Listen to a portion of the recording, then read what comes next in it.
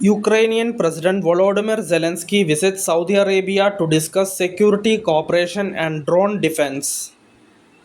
Ukrainian President Volodymyr Zelensky arrived in Saudi Arabia yesterday for an unannounced visit as the war in Iran spurs interest among Gulf countries in Ukrainian arms technology.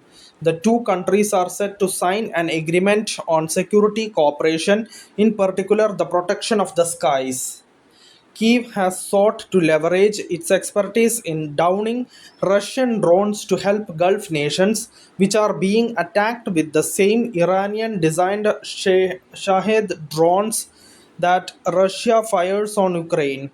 Zelensky has said that more than 200 Ukrainian anti drone experts have been deployed to several countries in the Middle East, including Saudi Arabia, since the US Israel strikes on Iran spurred retaliatory drone and missile attacks targeting US assets and bases from Tehran.